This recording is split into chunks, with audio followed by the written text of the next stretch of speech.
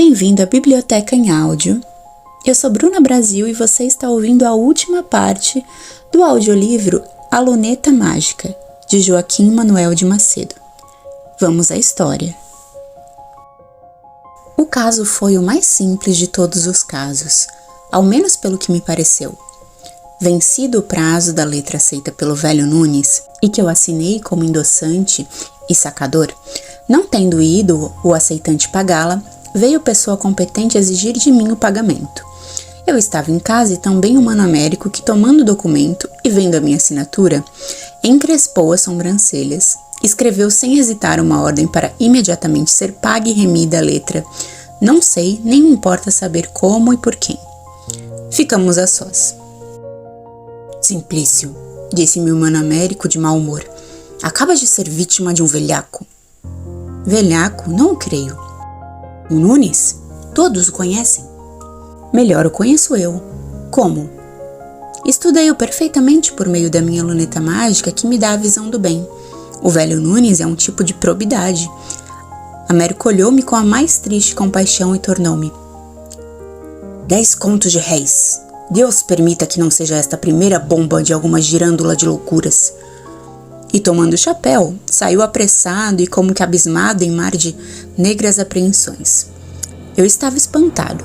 Para mim não havia nada mais natural do que o velho Nunes não ter conseguido obter 10 contos de réis no prazo fatal e, consequentemente, pagar eu por ele. Ninguém seria capaz de convencer-me de que o velho Nunes deixaria de pagar-me os 10 contos de réis que eu apenas adiantara. Era questão de tempo, demora de alguns dias ou de breves semanas. A visão do bem não me enganava. O meu amigo Nunes é rígido como Catão, probo como a probidade mais austera. E além de tudo isso, não é ele o feliz pai da formosa Nicota? Quando meu irmão entrou para jantar, tinha eu a luneta fixada e quase o desconheci. Tão descomposta pela cólera estava sua fisionomia. Quebra essa luneta! Exclamou furioso e com voz de trovão. Ele avançava sobre mim, mas eu escondi no seio a luneta, e a tia Domingas e a prima Nica vieram correndo em meu socorro. Que é isto? Perguntou a primeira assustada. É este doido, este frenético esbanjador, que em menos de 2 meses atirou ao meio da rua 32 contos de réis. Misericórdia! Exclamou a tia Domingas. É possível? Disse a Nica perguntando-me. O Mano Américo, trêmulo e agitado, arrancou do bolso uma dúzia de letras aceitas por mim e que ele acabava de resgatar, pagando o principal e prêmios ao meu honradíssimo banqueiro, e mostrou-as às 2 senhoras. Eis aí como este louco obtinha dinheiro para desastradamente esbanjar, fazendo avultados empréstimos a quantos velhacos quiseram abusar da sua mania, jogando e deixando-se roubar no jogo, pagando jantares e ceias a 100 desfrutadores que riem-se dele, assinando centenas de mil réis em falsas subscrições para obras pias e o que é mais, entregando enormes somas a uma mulher desprezível a cujos pés o idiota se ajoelha adorando-a como anjo de caridade. A tia Domingas e a prima Nica pronunciaram-se violentamente contra mim e com o Mano Américo cantaram-me o mais horroroso terceto. Conservei-me silencioso e imóvel, mas tremendo pela minha luneta mágica. E eu que não vi, que não adivinhei, que não compreendi o que se foi passando e naturalmente devia passar-se nestes 2 meses. A bomba dos 10 contos despertou-me hoje. Saí, procurei informações. Todos sabem, somente nós ignorávamos. Todos me indicaram o usurário que empresta dinheiro e o exército de bargantes que depenam este imbecil. Todos zombam dele e devem zombar porque o Nécio esbanjou em menos de 2 meses a 1/3 parte, pelo menos da fortuna que possuía. Meu irmão tinha me insultado tanto que não pude mais conter-me e respondi-lhe. Ainda bem que foi da minha fortuna o dinheiro que despendi. Já tenho idade bastante para empregar o meu dinheiro, como entendo e sem pedir licença nem dar contas a ninguém. O terceto rebentou de novo e uma chuva de impropérios e de maldições caiu sobre mim. Idade! Exclamou o Mano Américo, dominando as outras 2 vozes.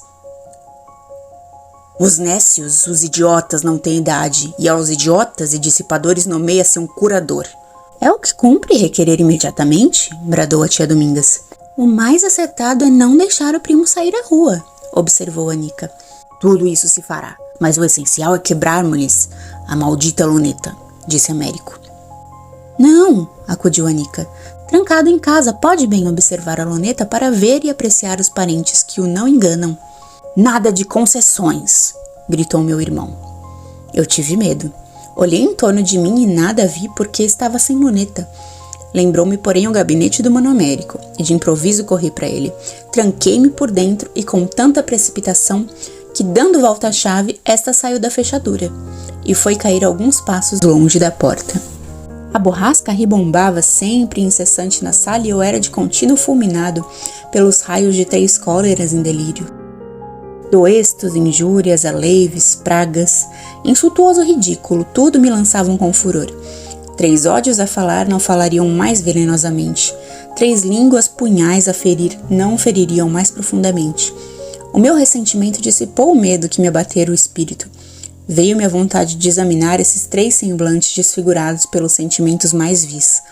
Fixei a minha luneta mágica, olhei pela abertura que deixara a chave caída da fechadura e estudei os meus odientos parentes. Apreciei primeiro olhos e faces, que se abrasavam no fogo da ira, lábios convulsos, gesticulações ameaçadoras e logo depois que pureza de intenções e que santidade de desígnios. Meu irmão, minha tia e a prima Nica se mostraram tais quais realmente são, 3 querubins, então radiantes de fogo não de cólera, mas de verdadeiro amor, de sublime interesse por mim. Estavam aflitíssimos e em dolorosa agitação, porque me supunham perdido no erro e ludibrio de malandrins. O erro era dos meus 3 parentes e meu o acerto, mas as intenções deles indisputavelmente eram nobres, leais, desinteressadas, angélicas. No meio, porém, dessas intenções veneráveis, descobri firme e inabalável, no ânimo de meu irmão, a de quebrar a minha luneta mágica. E embora eu reconhecesse e reconheça a piedade dessa intenção, não pude com ela conformar-me. Abençoei meu irmão, minha tia e a prima Nica, mas tomei a peito salvar a todo transe a minha luneta mágica. Eu estava vestido decentemente para sair à rua, só me faltava chapéu para a cabeça e porta franca para a retirada. Com o auxílio da luneta, achei no gabinete um chapéu do Mano Américo, que me servia muito nas circunstâncias em que me achava, embora estivesse um pouco usado. Faltava-me a porta para a saída sem oposição, mas o gabinete abria uma janela para a rua. O caso era grave e exigente, não havia recurso e havia risco na demora da resolução. Há tanta gente que de dia claro e com o sol fora se presta a entrar pelas janelas em vez de entrar pelas portas, que não me pareceu anormal nem escandaloso no Brasil sair por onde se entra, de ordinário, para as mais altas posições do Estado. Assim, pois, subi a janela do gabinete e saltei na rua. Ouvi gargalhadas e não dei atenção a elas. Apressei os passos, quase que corri. Enfim, afastei-me apressado da casa da minha família, como um preso que se escapa e foge da cadeia. Quando me achei longe de casa e me supus livre, por algum tempo ao menos, da generosa perseguição da minha família, instintivamente procurei a luneta mágica e senti inexprimível prazer, tirando-a do seio. Em seguida apalpei o bolso do paletó e consolei-me encontrando nele a carteira, onde eu tinha ainda de reserva alguns centos de mil-réis. Duplamente satisfeito, experimentei logo uma exigência da minha natureza animal que as recentes emoções haviam feito calar, mas que de novo falava com dobrada força. Tive fome e, dirigindo-me a um dos nossos melhores hotéis, tomei sala para dormir e mandei que me servissem o jantar. Como é grandioso, sublime o sentimento da amizade, quando pronto corre a cercar o amigo caído na adversidade. Apenas sentei-me para jantar, vi-me de súbito cercado por Damião e mais 6 outros mancebos que me eram dedicados, e se tinham apressado em vir em meu auxílio e a oferecer-me os seus serviços, pois que a cidade toda já sabia o que comigo acabava de passar-se. Com lágrimas de reconhecimento, agradeci tão doce demonstração de interesse e de estima, e convidei a esses excelentes amigos para jantar comigo. Que 2 horas gozamos. A nossa mesa foi sucessivamente servida das mais delicadas iguarias e dos vinhos mais generosos que deliciosamente nos prenderam juntos até o anoitecer. Acabado o jantar, declarei com franqueza que precisava descansar e imediatamente os meus ótimos amigos deixaram-me só, retirando-se a rir não sei mesmo de quê. Ia recolher-me, quando me apareceu o dono do hotel, ou chefe da casa, a quem eu já perfeitamente conhecia e estimava, como homem de verdade, singeleza e consciência. Senhor Simplício, disse-me ele, eu devo prevenir a vossa senhoria de que esses sujeitos que daqui saíram são todos parasitas de profissão e exploradores da inexperiência. O senhor deu-lhes um jantar que lhe custa 130 mil réis, e eles desceram a escada a rir descompassadamente da sua boa-fé, a que ousavam dar outro nome que não me animo a repetir. Fixei a minha luneta mágica sobre o homem que me falava, e com espanto meu a visão do bem me fez reconhecer que ele dizia sempre e ainda desta vez a verdade. Mas a visão do bem ainda também à mesa do jantar me mostrara como protótipos de amigos fiéis e dedicadíssimos os 7 mancebos que acabavam de retirar-se. Fiquei suspenso, perplexo, indeciso, triste e aborrecido. Paguei o jantar. Fui deitar-me, e ou pela fadiga resultante das fortes emoções, porque naquele dia passara, ou pela mistura dos vinhos que bebera sem dúvida menos sobriamente do que costumo, adormeci logo, caindo em profundo sono. Despertei às 2 horas da madrugada e, a meu despeito, velei até o amanhecer. Revolvia-me na cama contra mim próprio excitado, porque não queria refletir sobre a minha situação, mas refletia. Cerrava os olhos para dormir, mas o espírito velava. Chamava em meu socorro a imaginação que por momentos perturbava com ilusões forçadas a série de graves reflexões, mas em breve a imaginação se apagava e as frias reflexões se impunham. Meu despeito, embora não dormi e refleti. Evidentemente eu tinha despendido muito em 1 mês e meio. Mais de 500 mil réis por dia, 3 vezes mais do que a renda anual da minha fortuna, segundo os cálculos do meu honradíssimo irmão. Tão avultada despesa, eu estou certo que empreguei com proveito da humanidade, sem dúvida, conforme os costumes e o modo de ver da sociedade egoísta e dos homens da lei, que não julgam pelo coração nem pelo evangelho, será explicada, recebida e sentenciada como dissipação e, por consequência, até por amor da minha pessoa, me darão um curador. A visão do mal me expôs a ser trancado por doido no hospício de Pedro II. A visão do bem expõe-me a ser declarado nécio ou idiota, ou por muito favor apenas dissipador da minha fortuna, e como tal confiado, entregue absolutamente ao domínio de um curador, de um dono e árbitro da minha pessoa, de um senhor de quem serei quase escravo. Pela visão do mal ou pela visão do bem, pelo ódio ou pelo amor da humanidade, pelo juízo mau a respeito de todos ou pelo juízo bom a respeito de todos. As 2 lunetas mágicas levaram-me ao mesmo perigo, ao mesmo fim, à mesma calamidade. Uma, a primeira, me fez passar por doido. Outra, a segunda, me faz passar por nécio. Doido ou nécio não escolho, porque a consequência é a mesma. O meu curador será provavelmente um mano américo que concebeu e lá manifestou a horrível ideia de quebrar a minha luneta mágica. Portanto, querem condenar-me à miopia perpétua, miopia que para mim é cegueira, é a morte no seio da vida. Desejo, tenho o direito de desejar ver, que é viver, e não querem permitir que eu viva, não me permitindo que eu veja. Não, não e não. Hei de até o extremo defender a minha luneta mágica. É certo que começo a conceber algumas desconfianças em relação ao acerto e à infalibilidade das revelações da visão do bem. As contradições que notei entre a inocência dos condenados da casa de correção e as sentenças sempre instas dos magistrados, e entre os sentimentos dos amigos que ontem jantaram comigo, e os avisos leais e cheios de verdade do dono do hotel, desacreditam um pouco do meu conceito, a visão do bem. Se a visão do bem fosse o apólogo vivo, a expressão real da inexperiência. Se pela visão do bem eu me tenho tornado o escárnio dos parasitas, o ludibrio dos trapaceiros, a zombaria de todos, o objeto da mofa e do ridículo do povo. Eu preferia ter sido fulminado por um raio. O ridículo é a queda no charco, é o aviltamento sem compaixão, é o pelourinho 1000 vezes pior que o patíbulo. É o azorrague mais cruel que a guilhotina. É a morte pelo desprezo. Quero antes a perseguição do ódio do que o acompanhamento do ridículo. E dizem que riem-se de mim, que me apontam como estúpida vítima de homem sem consciência e de uma mulher sem brio e sem coração. Eu sei e sinto. Eu tenho consciência de que tudo isso é falso. Mas riem-se de mim. Que hei de fazer? Nem sei. Quebrar a minha luneta mágica? Origem e causa de todas essas torturas do espírito? Não, menos isso. O erro dos homens é patente. Quem vive e procede com acerto sou eu. Resistirei, pois, aos homens e me deixarei matar, defendendo a minha luneta mágica que meu irmão condenou.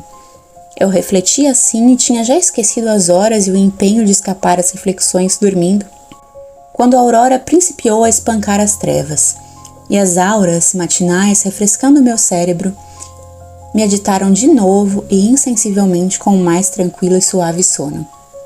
Levantei-me às 10 horas da manhã e tinha acabado de almoçar, ouvindo o sinal de meio-dia. Dispunha-me a sair, mas vi entrar o meu amigo Reis, que vinha de propósito visitar-me. No Reis depositava eu e deposito confiança sem limites. Ou todos o julgam pela visão do bem, da minha luneta mágica, ou se eu me engano, no juízo que faço do Reis, todos se enganam comigo. Recebi o amigo Reis como um cego a quem se anuncia o primeiro raio de luz e com ele a vida pelos olhos. Apertamos as mãos e nos sentamos um ao lado do outro. Temos sofrido muito ambos e pelo mesmo erro, disse-me o Reis.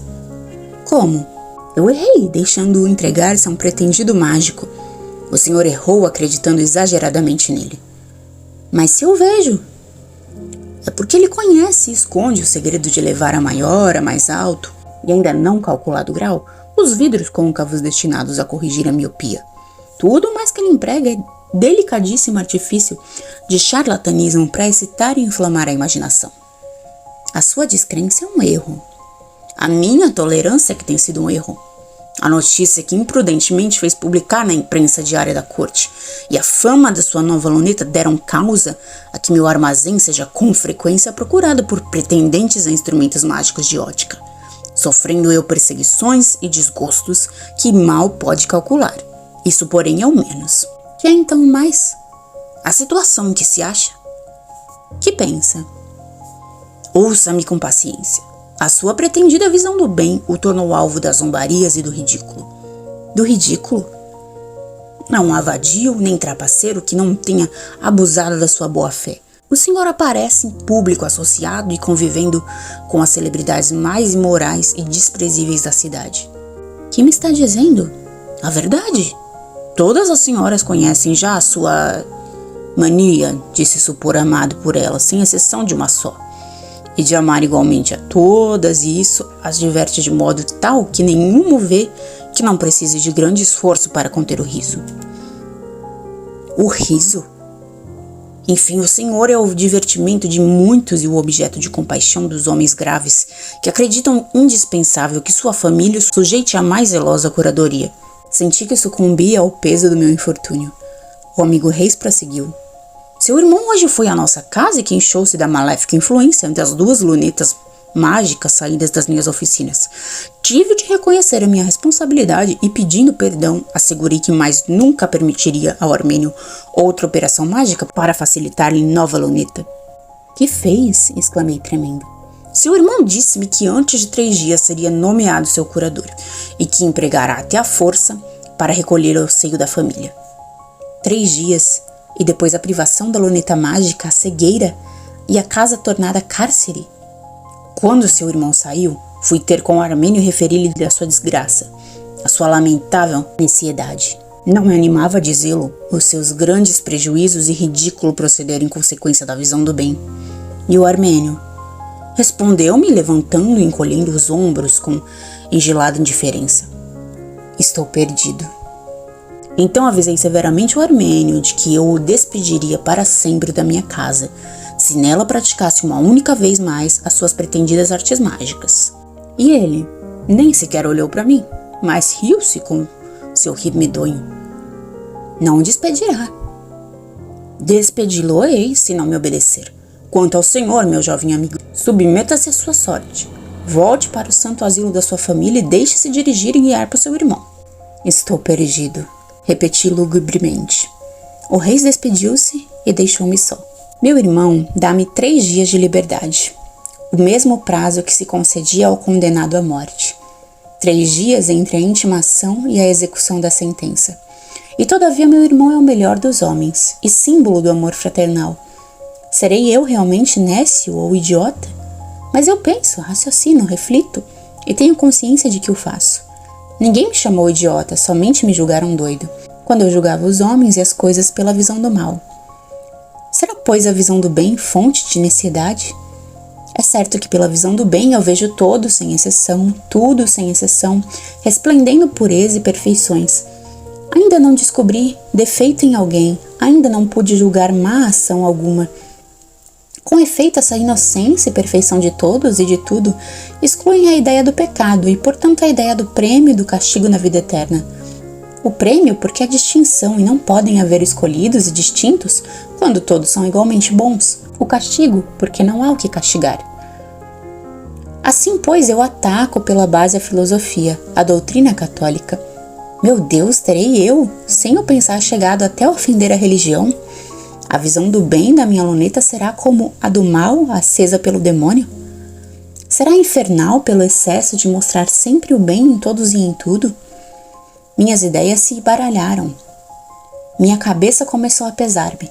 Receei a iminência de um ataque cerebral ou algum acesso de loucura.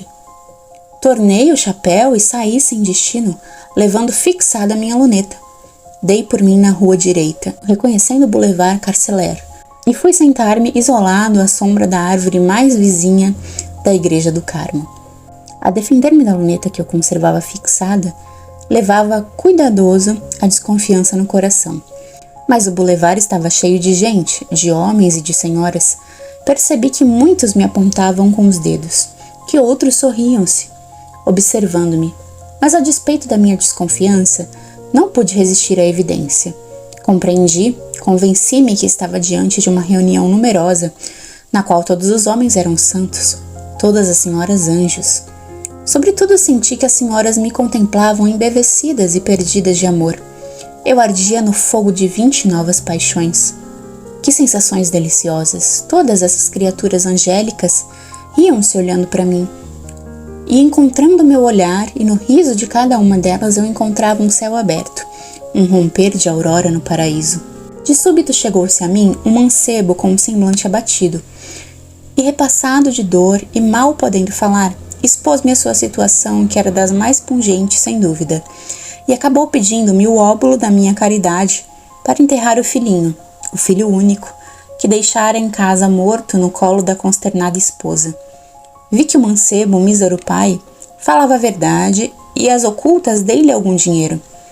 Seguiram-se logo ao infeliz jovem, uma imediatamente depois de outras 3 moças que se chegaram a mim, esmolando para missas pedidas. Essas esmolavam, rindo-se, e eram raparigas elegantes, espertas e francamente alegronas e travessas, devendo ser conhecidas de muitos que ali estavam, pois que com muitos trocavam gracejos. Chegadas, porém, a mim, vi-as confundidas, abrasadas de amor. Fitei bastante com a minha luneta cada uma delas e extasiei-me, encontrando em seus corações a mais santa piedade e profundo sentimento religioso. É claro que concorri como devia para as 3 missas pedidas. Não podia ser de outro modo. O que me valia, considerando as 3 moças e as outras senhoras, era o seu número, e a semelhança e força igual que produziam em mim tantas belezas e tão preciosas qualidades. Porque eu estava doido de paixão por todas elas, e todas elas também por mim, coitadinhas. Como isso era, não posso razoavelmente explicar. Era, porém, assim. Todavia, em seguida às moças, veio logo uma velha, que me confessou ser viúva pobre, tendo 6 filhos, que até aquela hora não tinham almoçado. Dei-lhe esmola. Depois da velha, correu a ter comigo um cavalheiro de maneiras muito distintas, e da mais perfeita cortesia, a quem acontecera um desses pequenos infortúnios, a que todos estamos sujeitos. Acabando de comer pastéis e de beber uma garrafa de cerveja, reconhecera haver esquecido a carteira, e achava-se naturalmente muito contrariado. Fiz o que qualquer outro faria no meu caso, reconhecendo a capacidade e merecimento do cavalheiro, que me pareceu trigo sem joio, entreguei-lhe a quantia necessária para pagar as despesas que fizera. Mas após o nobre cavalheiro, avançavam lá para mim 10 ou 12 rapazes ao mesmo tempo, quando um venerando ancião, tomando-lhe os passos, e, censurando-os com algumas breves, mas severas palavras, chegou-se ao banco que eu ocupava e disse-me: mancebo inexperiente, não vê, não sente que está sendo vítima da zombaria de gente sem generosidade ou de maus costumes? Para que deita fora o seu dinheiro? Aqueles e aquelas que lhe tomaram, simulando morte do filho, missas pedidas, fome de família, esquecimento de carteira, estão ali dentro da confeitaria rindo às gargalhadas de sua inverossímil credulidade, comendo e bebendo à sua custa. Fixei a luneta e vi. O velho era respeitável como as suas cãs, puro como os mártires da fé, verdadeiro como um axioma, severo como a lei, austero como a própria virtude, justo como a sentença da sabedoria. Que me diz, meu amigo? Eu não sou seu amigo, pois que nem eu conheço. Dói-me, porém, vê-lo deixar-se depenar por mulheres perdidas e homens sem brio. É demais. Tenho razão para reputá-las e reputá-los dignos de toda a consideração. Infeliz moço, murmurou o ancião. E logo depois, tomando-me pelo braço e obrigando-me a deixar o banco, acrescentou: retire-se, recolha-se a casa, diga a seus parentes que cuidem mais e melhor do senhor. Os meus parentes? Esses declaram-me guerra, são ótimas pessoas e muito me amam, mas alucinados perseguem-me. Como? Acreditam que sou talvez maníaco e querem nomear-me curador. Deixe-me dizer-lhe a verdade? Sem dúvida. Seus parentes têm razão. Quase que me rompeu da garganta o grito de misericórdia. Fiquei como que assombrado. O ancião repetiu: pobre moço, recolha-se a casa. E, empurrando-me suavemente pelos ombros, foi sentar-se. Eu apartei-me do Boulevard Carceller aflito, quando desesperado e tanto mais que escutava atrás de mim e no lugar de onde me retirava, observações epigramáticas, tristes apreciações do meu estado e até risadas de escárnio. Minha situação piorava, meu espírito se obumbrava cada vez mais e as mais turvas e sinistras ideias começavam a invadi-lo. Entrei com precipitados passos na Rua do Ouvidor. Era a hora de mais costumada concorrência. Eu mantinha minha luneta sempre fixada, mas fixada sem consciência porque não queria ver, e não via. Também não desejava ouvir, porém ouvia. Pelos meus ouvidos, pareceu-me estar ainda no Boulevard Carceller, porque era-me impossível não escutar risadas que mal se abafavam, ou que petulantes se desprendiam. O meu nome era repetido em tom de compaixão por alguns, em tom de escárnio por outros. Evidentemente ninguém me considerava, como eu queria ser considerado e tinha direito a sê-lo. Aí vai ele. É um maníaco. É o Simplício. Coitado. Eis as palavras, as designações cruéis, condenadoras, terríveis que me chegavam aos ouvidos. Eu continuava a caminhar apressado, furioso, fora de mim, pedindo ao céu um abismo onde caísse de súbito, um raio que me fulminasse. Eu ia indo, sempre, quase a correr. Deviam, na verdade, julgar-me desvairado. De repente parei. Uma voz argentina, suave, melodiosa, exclamara: como corre o bom anjo! É pena que não me visse. Segundo a regra, morreríamos de amor um pelo outro e ele me pagaria o jantar. Olhei. Fixei com a minha luneta mágica o demônio que assim tão barbaramente me ridicularizava. Encarei-o. Observei-o com ódio. Era uma jovem no mais belo frescor da idade. 20 anos, não mais, 18 anos, não menos. Cabeleira de ouro com enchentes de anéis a inundar-lhe espáduas nuas e alvejantes. Colo nu e seios quase de toda a mostra. Vestido de 2 saias e toalete com mais cores que o arco-íris. Meia perna patente. Botinas justas de laços com botões a brilhar e de saltos de 2 ou 3 polegadas. Olhos radiantes e boca a rir, mostrando os dentes brancos, sublimes. Ela tinha parado e olhava-me provocadora, insolente, como a pedir-me jantar. Esperei 3 minutos contemplando-a bonita para aborrecê-la escandalosa e infame. Meu Deus, a visão do bem mostrou-me o que ela era. Ela era a formosura, a pudicícia, o recato, um anjo. Insensivelmente meus joelhos se iam curvando. Eu estava quase na posição em que os devotos adoram a divindade, quando de todos os lados estrondaram gargalhadas.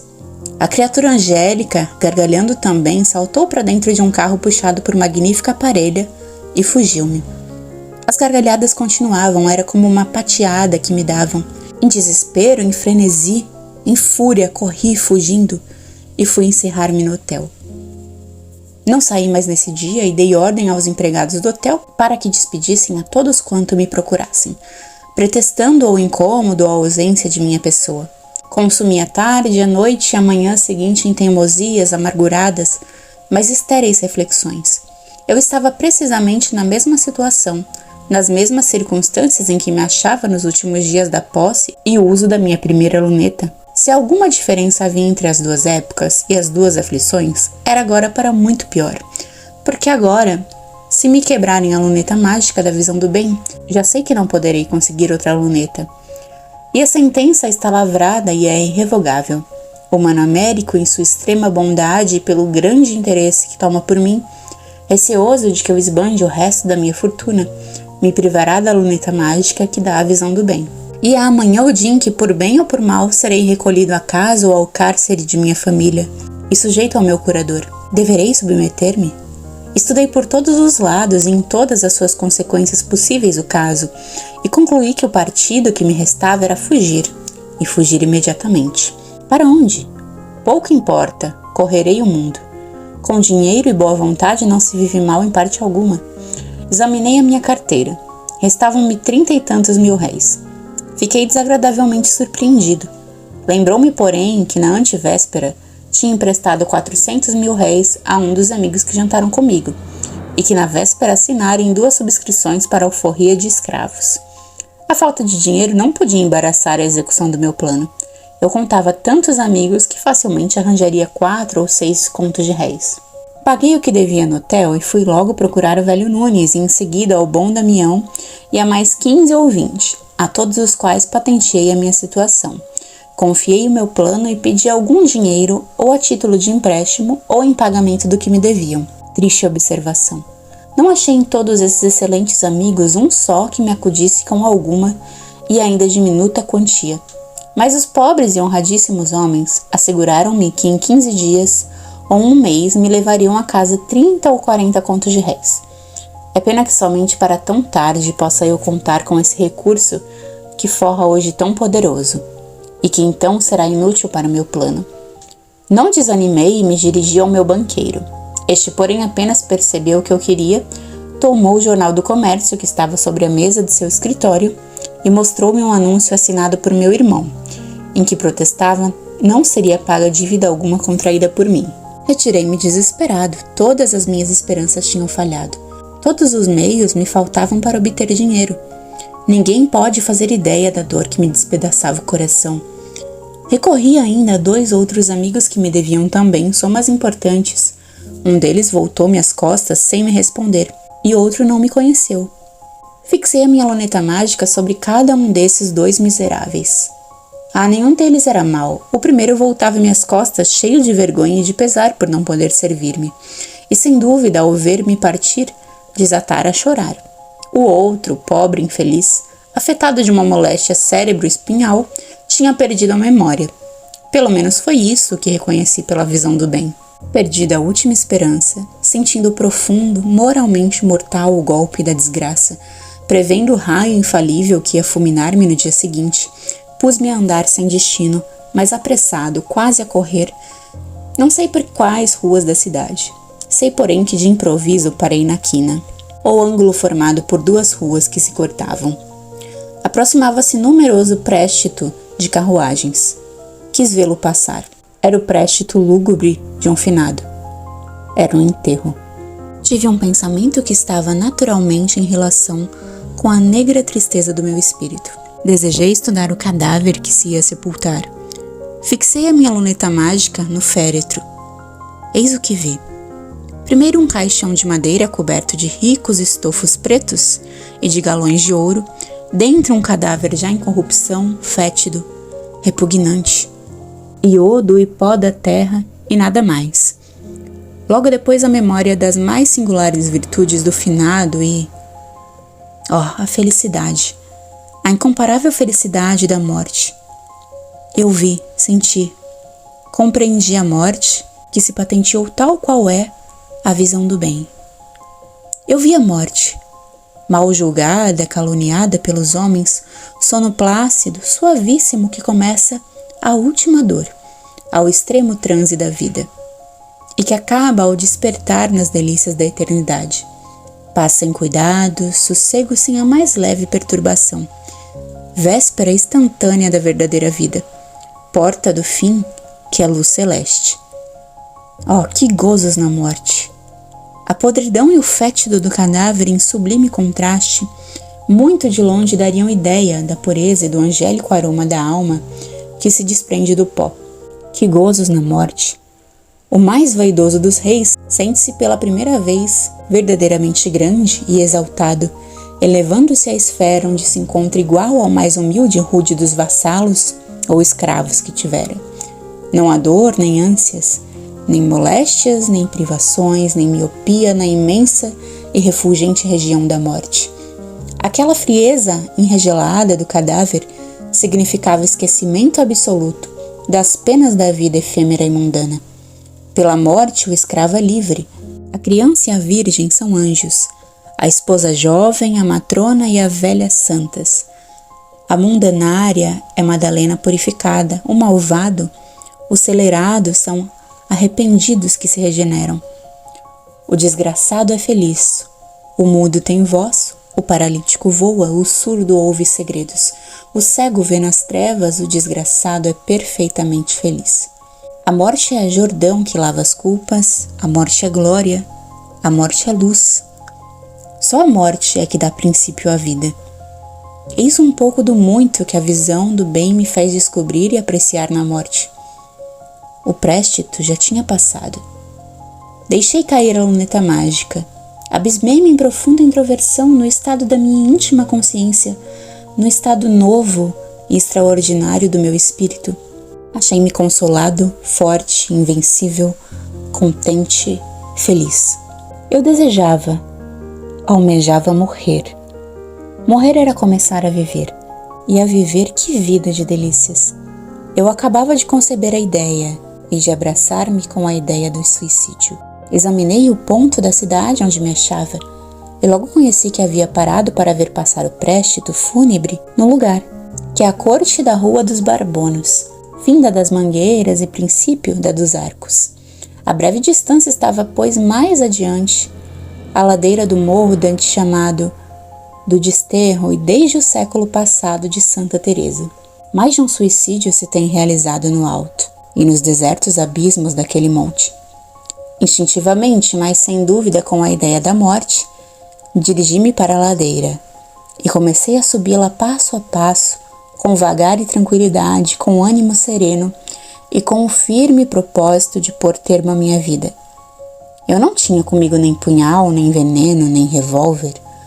Não levava, pois, arma ou instrumento ou meio de morte, e contudo subi a ladeira, com o intento de me matar.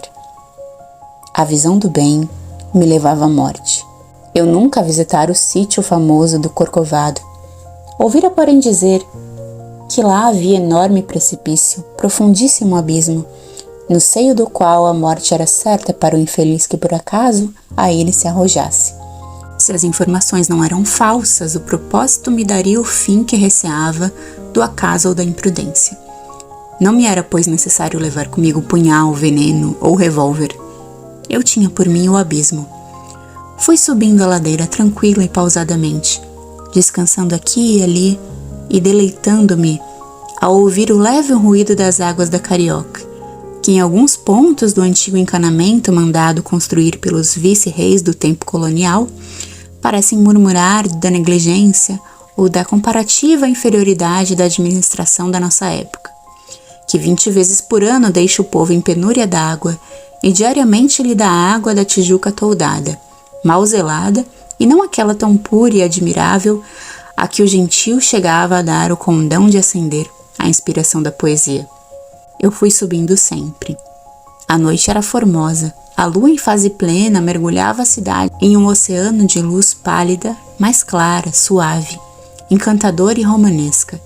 Muitas vezes voltava-me para contemplar essa já grande Babel, esse labirinto de ruas que formam a opulenta capital do Brasil, e me embebia por minutos no grandioso panorama da bela Sebastianópolis, iluminada por milhares de flamas de gás, que simulavam enfeitiçá-la em noite de festa. E de cada vez que me voltava para a cidade ou dela me despedia, dizia-lhe o adeus saudoso e melancólico do filho que se separa da família e que sabe que não voltará mais ao seu lar. Eu subia sempre. O silêncio da noite era só interrompido pelo latir dos cães, que sentinelas vigilantes guardavam as chácaras. Ainda era cedo, mas a solidão completa, e todavia eu não tinha receio de encontro algum suspeito ou sinistro. Receio de quê? Pobre e decidido a morrer. Ir-me-ia do ladrão, do assassino que me atacasse.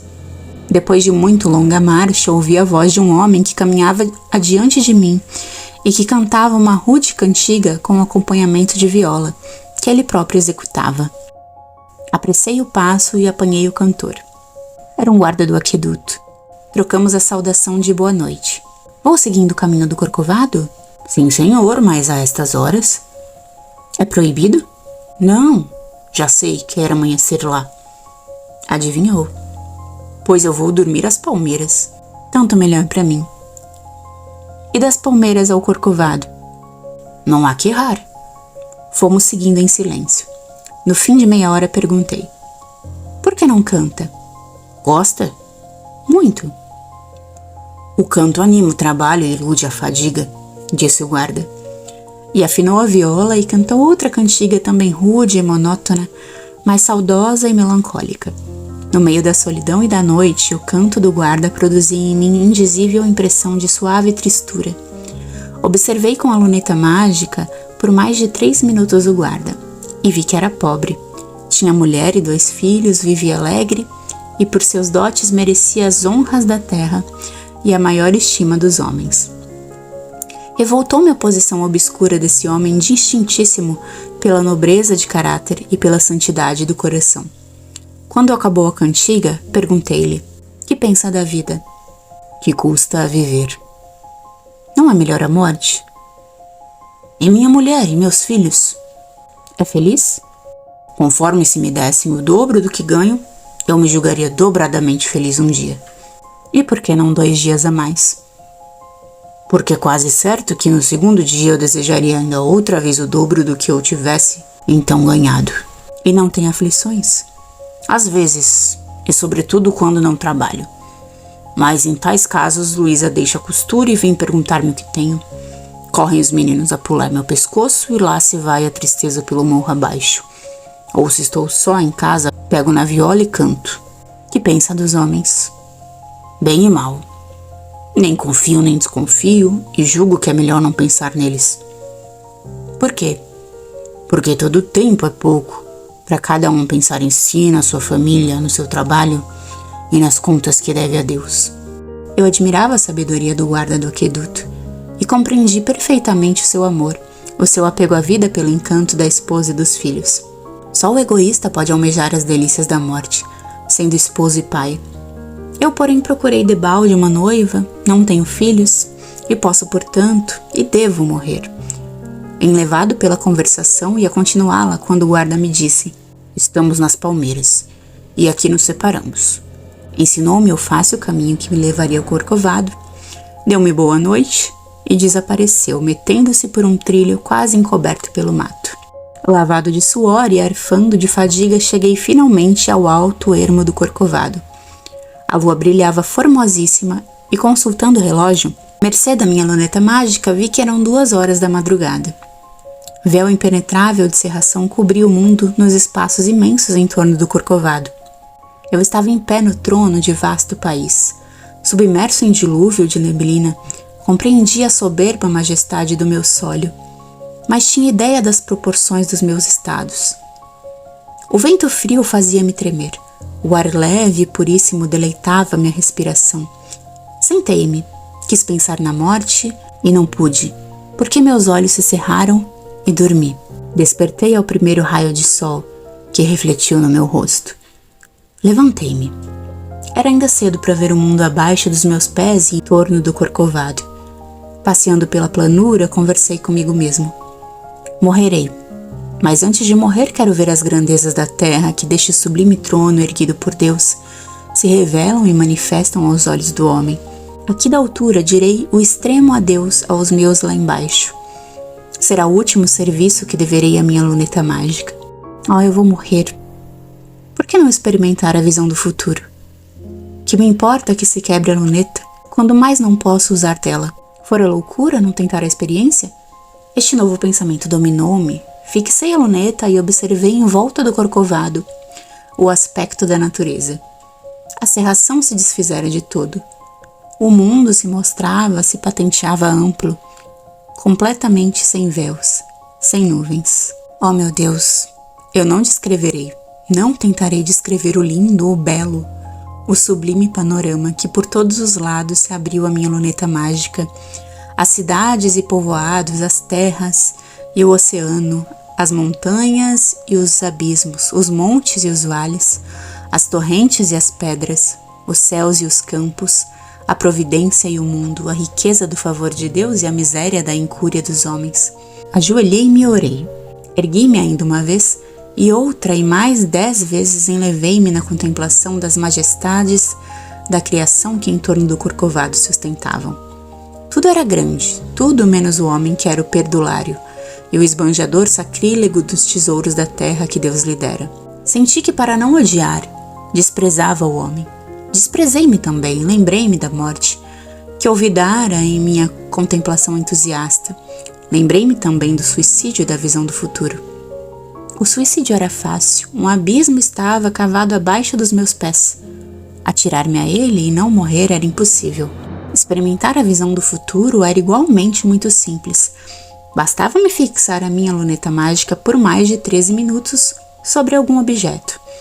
Instintivamente lembrei-me da capital do Império do Brasil. Ter por impressão extrema da vida uma ideia dos tempos que ainda hão de vir para aqueles que deixarei vivos era uma ambição arrebatadora. Ter por extrema despedida do mundo o quadro aberto do futuro próspero da pátria seria mais suave consolação, se eu pudesse conseguir a visão do futuro antes de suicidar-me. Fixei, pois, a luneta mágica sobre a cidade do Rio de Janeiro e vi. Depois de 3 minutos, até 13, a mesma e ainda mais surpreendente opulência de tesouros naturais do solo, o mais sábio governo do mundo, a população mais moralizada e pura, a constituição e as leis do império religiosamente executadas, trabalho inteligente, a indústria esplêndida, abundância de ouro, profunda instrução em todos, contentamento geral, o céu na terra, enfim. Além de 13 minutos, a visão do futuro. Primeiro de súbito imensa e compacta nuvem negra cobrindo todo o horizonte, e logo através dela vivíssimo e penetrante raio de luz que me feriu e deslumbrou, que me fez recuar e cair por terra, quebrando-se em migalhas a luneta mágica de encontro a uma pedra. Achei-me em trevas, mas ergui-me de pronto e sem hesitar, corri para o abismo e bradando, adeus. Saltei o parapeito arrojando-me ao profundo do precipício. Mas 2 mãos possantes suspenderam-me pelas orelhas. Pelas orelhas me contiveram por momentos no espaço entre a vida e a morte. E sempre pelas orelhas me tiraram da boca do abismo e me depuseram no chão. Ainda é cedo, criança, disse a voz rouca do homem que me salvara, puxando-me as orelhas. Reconheci o homem pela voz. Era o Armênio. Epílogo. A suavidade das auras, a pureza do ar que banhavam docemente meu rosto e meus pulmões, o vivificante calor dos raios do sol venceram pouco a pouco a superexcitação nervosa que me ficara da tentativa de suicídio, do salto que eu dera e da suspensão do espaço na horrível boca do abismo. Estirado no chão e em convulsivo tremor eu conservava a consciência de que vivia pela ativa lembrança das sensações instantâneas, mas violentas que me tinham torturado a alma. Primeiro o adeus, extremo adeus deixado ao mundo. Depois, dado o salto, o arrependimento súbito e vão. Logo o socorro imediato e não esperado e, enfim, a esperança.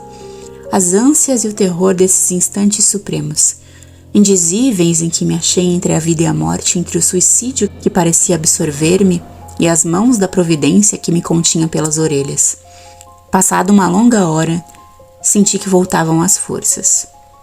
Ajoelhei-me e repeti em voz baixa a breve oração. Depois levantei-me e disse, procurando debalde com os olhos o armênio: Obrigado. Bom sinal, observou este. O teu coração voltou-se para Deus e depois de render-lhe graças, a tua voz disse na primeira palavra um voto de gratidão ao homem que te salvou. Morreste louco e renasceste ajuizado. Eu desatara a chorar e chorei longamente. O armênio tornou-me, depois de deixar muito tempo livre curso ao meu pranto. Criança doidada, já te puxei bastante as orelhas, mancebo infeliz. Quero agora consolar-te. Enxuguei com precipitação as lágrimas e lancei os olhos quase sem luz para o lado, de onde me vinha a voz do armênio. Ele riu-se e acrescentou: Adivinhei o teu criminoso intento e vim aqui salvar-te do suicídio e dar-te nova, terceira e última luneta mágica. E onde? E quando? Aqui mesmo e em breve. Que felicidade! Vou proceder à operação mágica. Eu a espero ansioso. E não tens medo? Aqui neste lugar deserto a sós comigo? Não. Confias, pois, muito em mim. Muito. Não há confiança sem fundamento que ao menos se suponha seguro. E tu nem sequer sabes como me chamo. O que não me admira porque nem sabes o teu verdadeiro nome. Eu o conheço por Armênio, o mais sábio dos mágicos, e sei que recebi na pia batismal o nome de Simplício. Erro duplo. Não há aqui Armênio nem Simplício. Então como nos chamamos? Eu me chamo Lição. E eu? Tu te chamas Exemplo. Escuta-me. O armênio começou a falar. A exageração degenera os sentimentos, desvirtua os fatos, desfigura a verdade. Exagerar é mentir. No mundo há o bem e o mal, como na vida há o prazer e a dor. Mas o bem é o bem, o mal é o mal, como eles são e não podem deixar de ser para a humanidade que é imperfeita. Perfeito bem e absoluto mal não há para ela. O bem absoluto é Deus. O mal absoluto não existe. Não pode existir porque seria um mal sem arrependimento e sem perdão e, portanto, um limite à onipotência de Deus. O absurdo na verdade eterna. Assim, pois, acontecimentos, ser da criação, homem absolutamente maus ou absolutamente bons não são possíveis, nem se compreendem.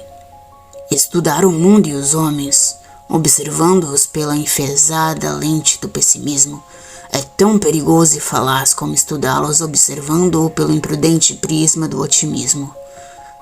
O velho misântropo, o homem ressentido e odiento que, por terem sido vítimas de enganos, de ingratidões e de traições, caluniam a humanidade na turbação do espírito doente, vendo em todos e em tudo o mal, prejudicam não só a própria, mas a felicidade de quantos se deixam levar por essa prevenção sinistra que envenena e enegrece a vida.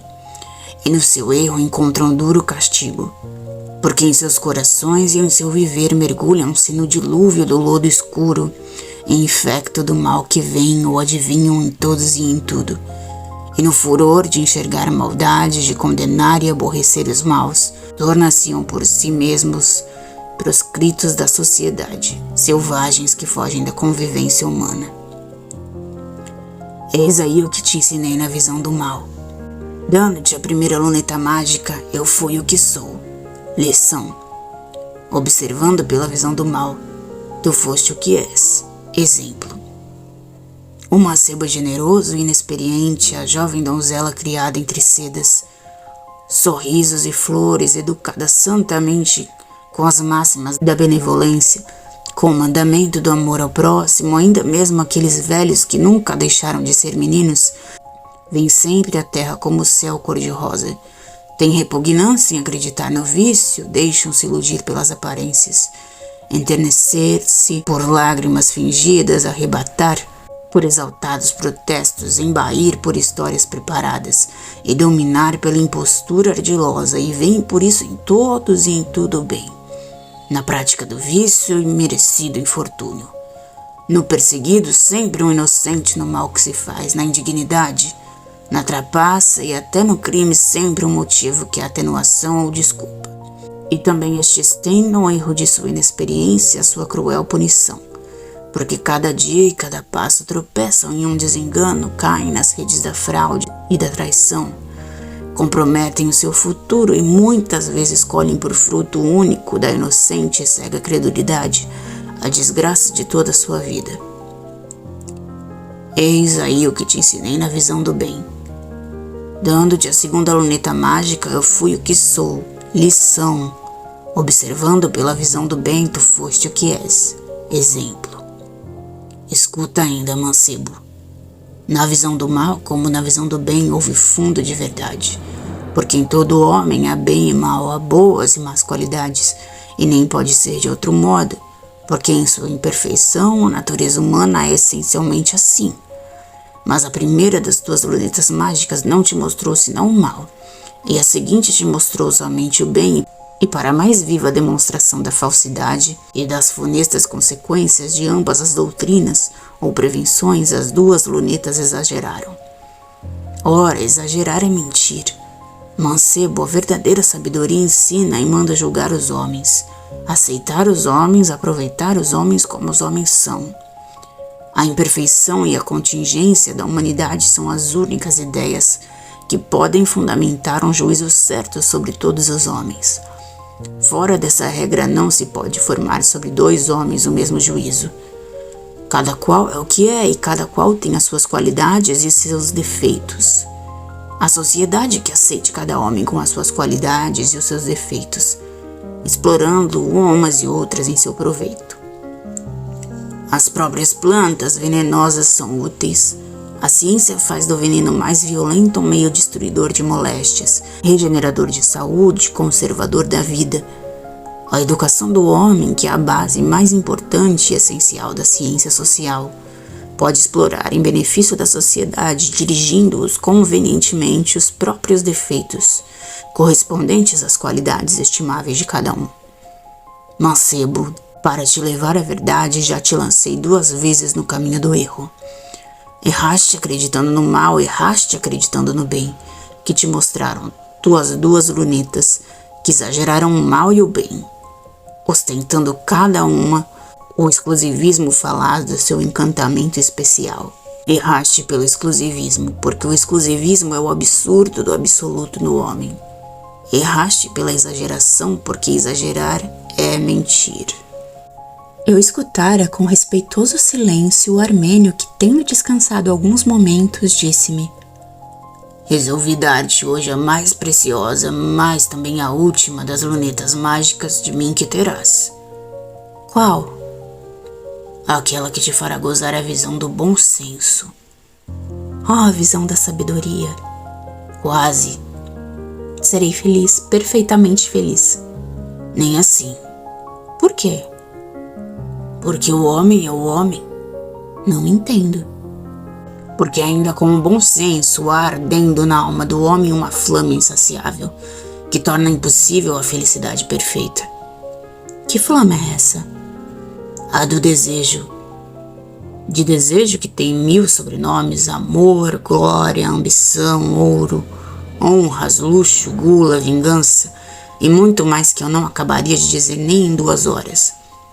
Ao menos, porém, a visão do bom senso não me tornará um cético, nem ludibrio do mundo e dos homens. E não sofrerás menos por isso. Como? Pela visão do bom senso reconhecerás onde está o bem e o mal, e 1000 vezes não poderás aproveitar o bem e livrar-te do mal. Mas é incompreensível. Apesar teu, serás arrastado para longe do bem e para os precipícios do mal. Resistirei. Serás o censor de muitos e reprovado de quase todos. Que importa? Os homens te condenarão contraditoriamente como republicano e áulico, excêntrico e tolo, ateu e fanático, imoral e hipócrita, presumido e estúpido, santilão e demônio. Rir-me-ei deles. Terás, pois, a luneta, mas será a última. Conservá-la-ei para sempre. Quebrá-la-ás. Conterá ela também a visão do futuro? Como se há do bom senso? Criança, a visão do futuro não pode ser mais do que uma combinação de probabilidades feitas à luz do passado. Então juro que conservarei a luneta do bom senso por toda a minha vida. Falás em pedaços e intencionalmente. Por quê? Porque é melhor não ver. Oh, não. Vou dar-te a luneta. Não posso dizer o que se passou durante meia hora ou mais, porque eu nada vi, nada podia ver, pobre míope quase cego que eu era. O Armênio procedera a uma operação mágica, não sei como, nem em que altar de cabala improvisado à luz do sol e no alto do Corcovado. Ouvi piar de aves, silvos de serpentes, conjurações do Armênio que me pareciam sair ou do seio da terra ou de profunda gruta. Senti frio de gelo e calor de fogo ardente. Em seguida reinou silêncio. E em breve o mágico lançou ao meu pescoço um trancelim que suponho ser de arame que enlaça a luneta pelo competente anel, onde, como vim a saber depois, estava gravado em letras microscópicas o nome Raro. Fixa a luneta, gritou-me com a sua voz rouca o Armênio. Obedeci, e fixando a luneta mágica, vi diante de mim um mágico melancólico e carrancudo, e o meu amigo Reis agradável e risonho. O Armênio voltou-nos imediatamente às costas, e desapareceu logo, descendo apressado a montanha. O Reis abraçou-me e disse: aquele homem é irresistível. Adivinhou o ato de loucura que o senhor ia praticar e prometeu-me salvá-lo sob duas condições, de que eu não quis prescindir. A primeira foi que eu conviesse em ser-lhe dada uma terceira e última luneta mágica, que teria a visão do bom senso. A segunda, que eu consentiria em expor à venda no meu armazém lunetas mágicas com a visão do bom senso. E o meu amigo? Poderia eu hesitar quando se tratava de impedir o seu suicídio? Comprometi-me a tudo, mas consegui do Armênio 3 concessões. Quais? Que ele faria suas operações mágicas fora da minha casa, que ficaria em sigilo o que o senhor porventura observasse por meio da visão do bom senso, e que exclusivamente aos meus fregueses e amigos de íntima confiança, eu pessoalmente e só eu cederia vendidas ou doadas as lunetas mágicas do bom senso, ficando ainda a meu arbítrio a exigência de segredo, até que provas irrecusáveis do forçado encantamento experimentado por diversas pessoas excluíssem qualquer suposição de credulidade pueril. Portanto, o Armênio começa enfim a convencê-lo? Ainda não, mas é um homem extraordinário. Quer ver? Acertou pelo seu o meu relógio. Marcou precisamente a hora em que eu devia chegar ao alto do Corcovado e encontrá-lo, lançando-lhe ao pescoço a sua nova luneta. E eu cheguei aqui exatamente a hora precisa, no momento em que o Armênio largava com as mãos o cordão da luneta acima de sua cabeça e o fazia logo descer ao seu pescoço. E se soubesse? Perdão, saberei tudo depois. Agora urge satisfazer a 2 empenhos, um meu e outro nosso. O seu antes do nosso, qual é? Promete-me sigilo a que o Armênio não se opõe? Pela minha gratidão e amizade juro guardá-lo. Obrigado, disse o Reis apertando-me britanicamente a mão. E o nosso empenho? Não adivinha? São 11 horas da manhã e ainda não almoçamos. Eu apenas tomei café às 3 horas da madrugada. E eu não sei ontem e estou morrendo de fome. Desçamos para a cidade. E lá almoçaremos jantando. Pusemos-nos alegremente a caminho. Apesar da fome devoradora que sentia, reconheci que é menos fatigante e desagradável descer do que subir as montanhas. Exceto sempre, mas exceto somente, quando se trata das alturas do governo. Já lá vai um mês inteiro de visão do bom senso. Sinto desejo veemente de referir o que tenho observado, mas estou preso pelo dever de gratidão e pela religião do juramento, que me impõe silêncio. Quantas lunetas do bom senso terá o Armênio preparado magicamente para o armazém do Reis? E este a quantos amigos as terá confiado? Não posso compreender essas cerimônias e escrúpulos do meu amigo Reis. Tais escrúpulos são até antipatrióticos. Se o Reis quer teimar no seu prejudicialíssimo sigilo, deve ao menos, e embora muito em segredo, oferecer 7 lunetas mágicas com a visão do bom senso para uso dos membros do Ministério e do Governo do Brasil. Não posso falar, não posso escrever. Não posso dizer o que a visão do bom senso me está ensinando há um mês. Quando meu amigo Reis me desligar do juramento que fiz, escreverei o livro da visão do bom senso. Mas até lá, segredo. Você acabou de ouvir a última parte do audiolivro A Luneta Mágica. Para não perder os próximos audiolivros, se inscreva no canal e ative o sininho das notificações. E se você gostou dessa história, deixe sua curtida e um comentário. Te espero no próximo vídeo.